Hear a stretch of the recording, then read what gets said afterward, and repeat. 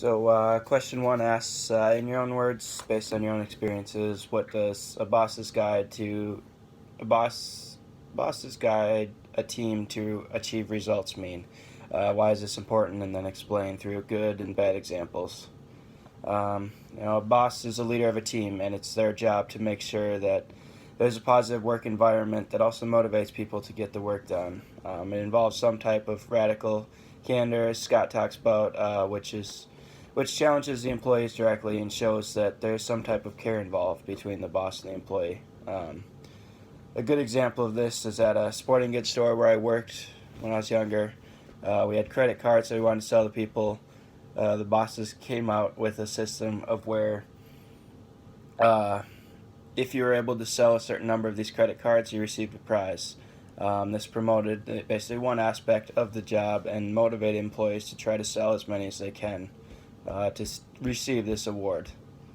And then a bad example of this was at the same store where we had a boss who was always negative and never provide anybody with positive affirmation. She would always talk bad about others to their face, and also behind their backs about the work that was being done. She would mostly just tell us how we were doing it wrong and not offer ways to fix it. It was a lot of obnoxious aggression and manipulative insincerity, but was never positive and never allowed the employee to grow. And then the second question, in your own words, based on your own experiences, explain why coaching others helps you, and then why is this important in terms of creating overdependence, getting overwhelmed, and becoming disconnected.